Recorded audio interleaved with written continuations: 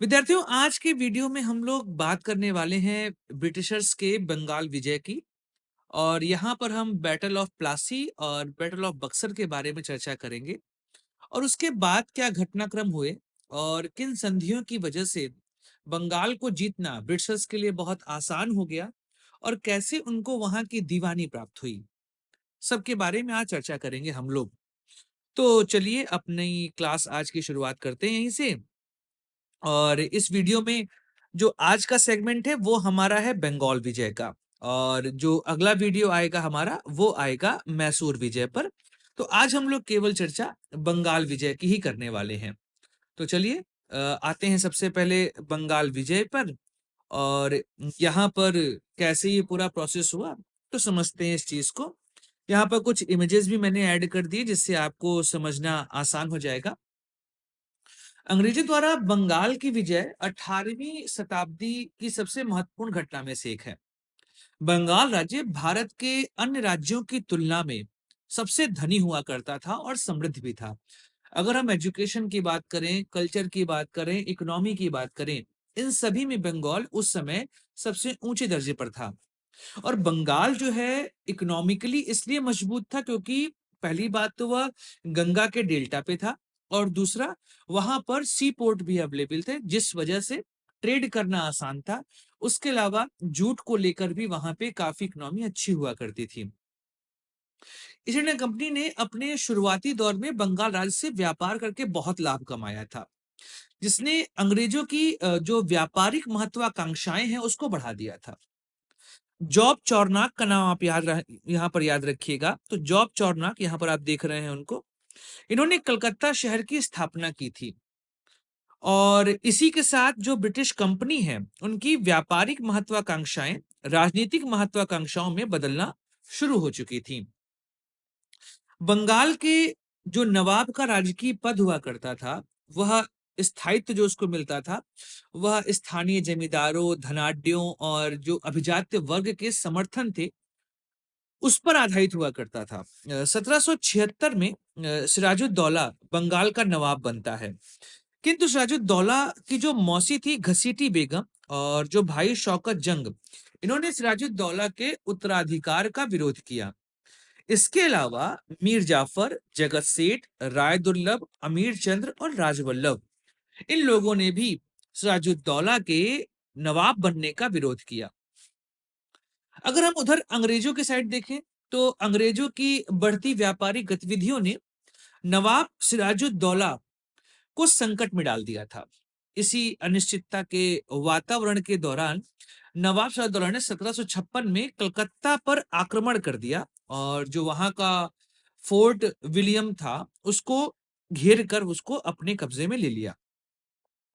मद्रास से क्लाइव जो है वह वॉटसन के साथ ईस्ट इंडिया कंपनी को लेकर कलकत्ता पहुंचता है और नवाब के साथ 1757 में अलीनगर की संधि करता है।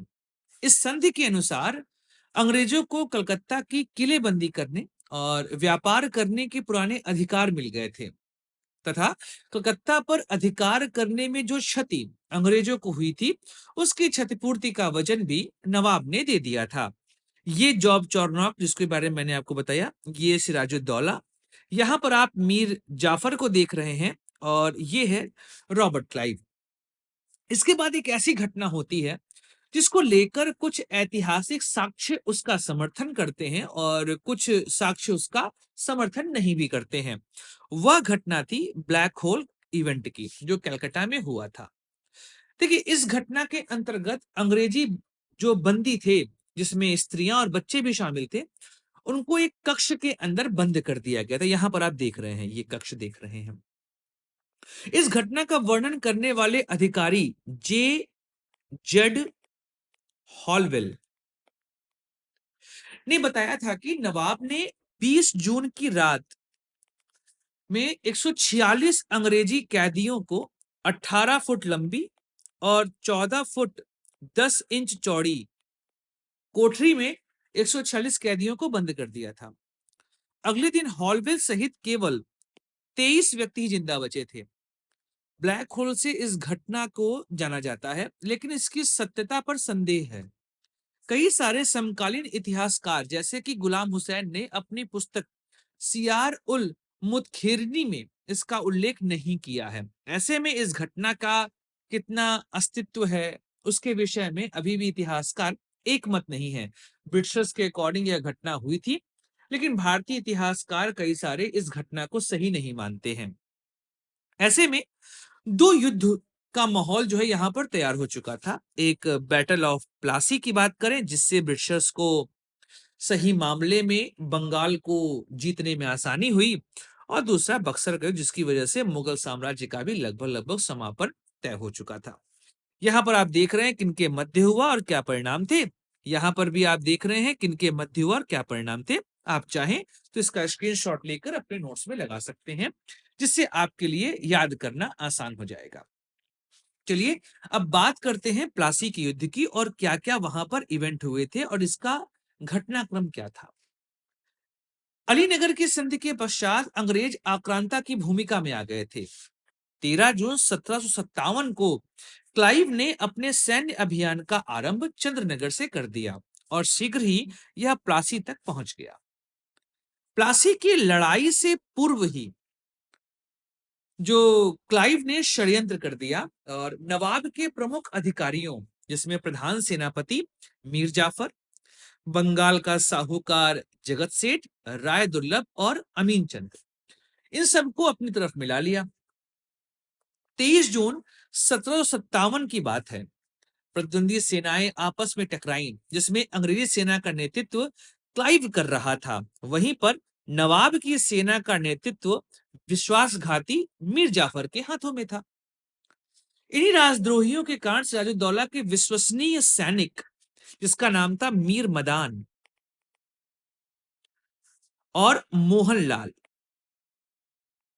यह वीर गति को प्राप्त हुए तथा सिराजुद्दौला ने भागकर मुर्शिदाबाद में शरण ले ली, जहां पर मीर जाफर के पुत्र ने उसकी हत्या कर दी। युद्ध के बाद मीर जाफर को अंग्रेजों ने नवाब घोषित कर दिया,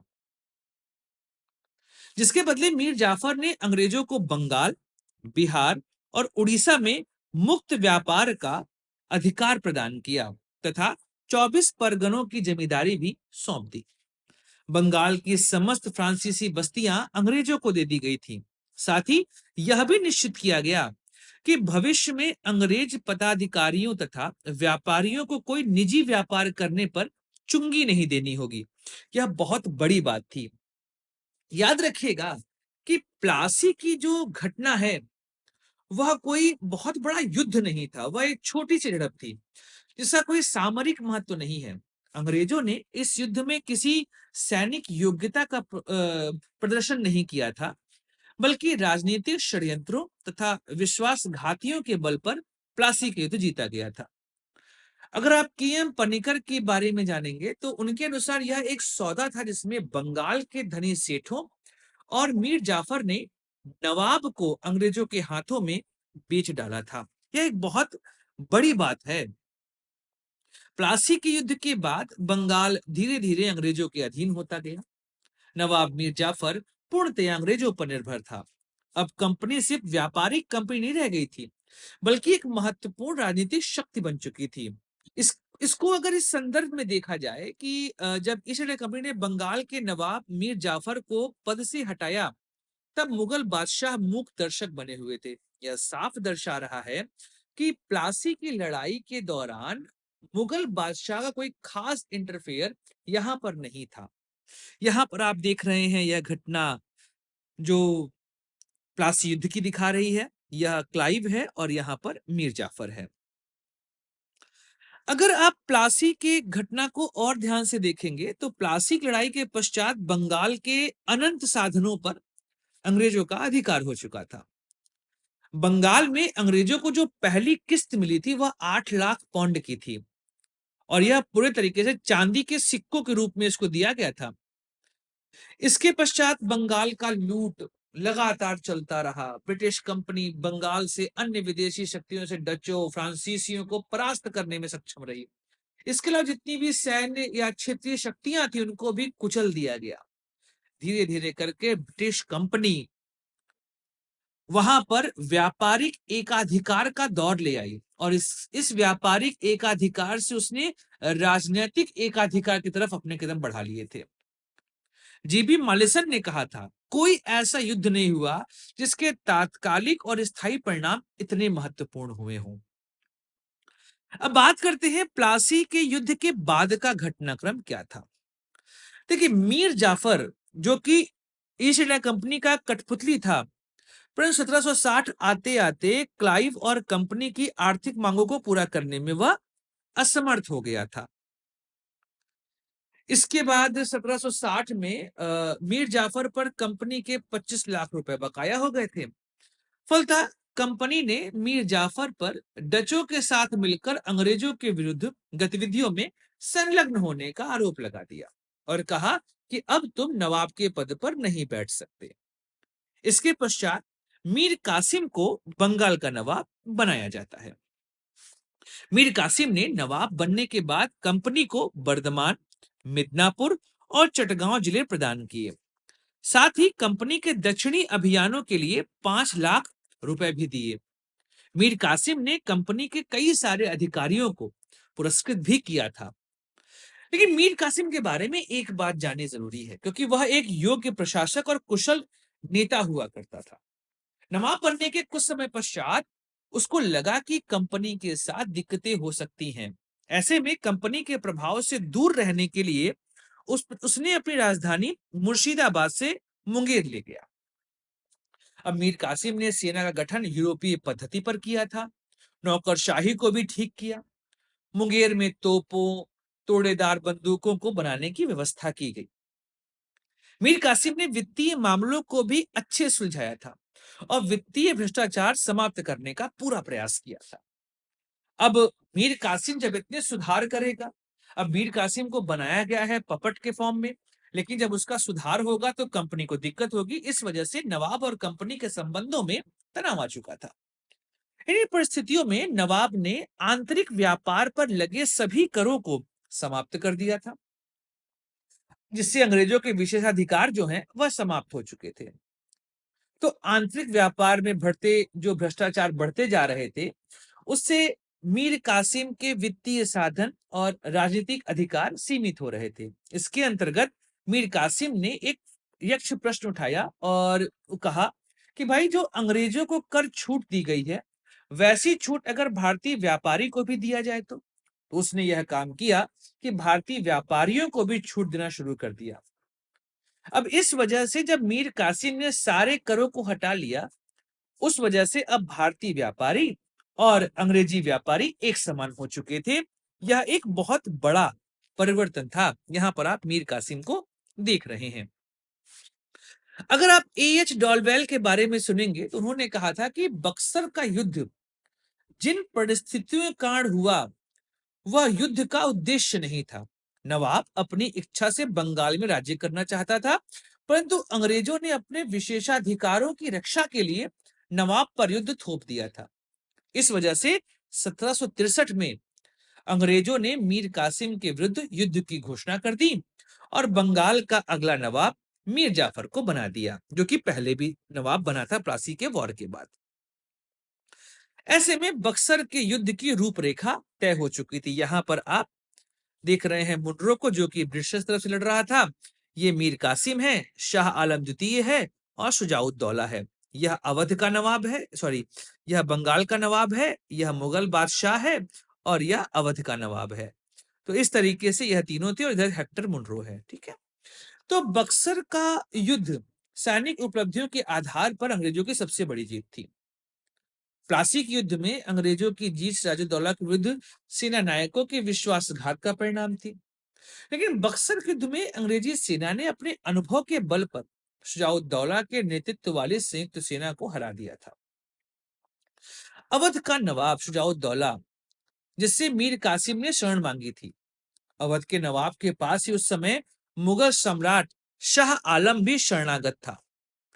इन्हीं तीनों ने संयुक्त होकर अंग्रेजों के विरुद्ध एक समझौता किया, जिसकी वजह से 22 अक्टूबर 1764 को बक्सर का युद्ध प्रारंभ होता है।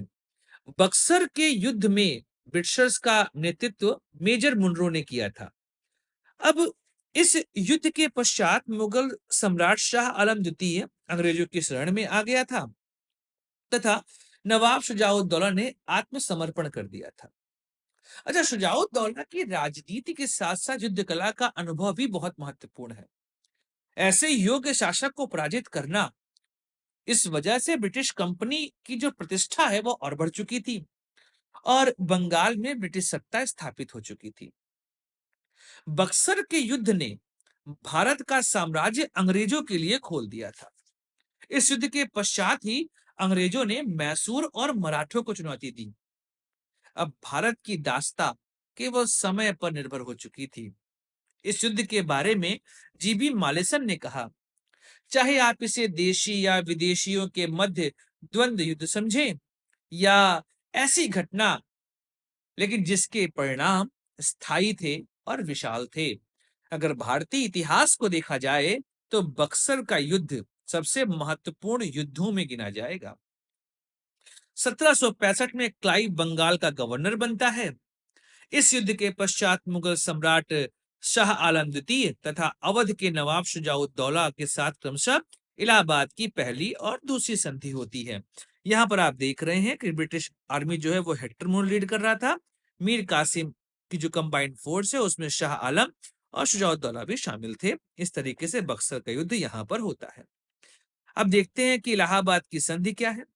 यहाँ पर आप इस इमेज को देख रहे हैं, यह इलाहाबाद की जो ट्रीटी हुई थी उसका एक डॉक्यूमेंट है जो इस समय ब्रिटिशर्स के म्यूजियम में रखा हुआ है और यहाँ पर आप देख रहे हैं इसको साइन किया जा रहा है। अगर हम लोग इलाहाबाद की संधि को ध्यान से देखें तो इलाहाबाद की प्रथम संधि के द्वारा कंपनी को शाह आलम द्वितीय ने बंगाल, बिहार और उड़ीसा की दीवानी दे दी गई। इलाहाबाद की दूसरी संधि के अंतर्गत इलाहाबाद और कड़ा को नवाब शुजाउद्दौला के द्वारा अंग्रेजों को दिया गया तथा 50 लाख रुपए की युद्ध पूर्ति के रूप में अंग्रेजों को दिए गए। नवाब के खर्च पर ही ब्रिटिश सेना अवध में रखी गई थी। इस तरीके से अगर आप देखेंगे तो ट्रीटी ऑफ इलाहाबाद यह ब्रिटिश सत्ता को स्थापित करने के लिए एक महत्वपूर्ण संधि साबित हुआ और इसके बाद ब्रिटिशर्स ने बंगाल को पूरे तरीके से अपने कब्जे में ले लिया था। तो विद्यार्थियों, आज की क्लास यहीं पर समाप्त करते हैं। मिलेंगे अगले लेक्चर में और बात करेंगे अंग्रेजों के मैसूर विजय की और चारों युद्धों के बारे में वहां पर समझेंगे, उनके परिणाम कैसे हुए और उसके बाद किस तरीके से ब्रिटिशर्स ने दक्षिण में अपने कदम बढ़ाए। तो फिर इजाजत दीजिए दोस्त सुधांशु को। लाइक करिए, शेयर करिए और सब्सक्राइब करिए इस चैनल को। मिलेंगे अगले वीडियो में। जय हिंद, वंदे मातरम, भारत माता की जय।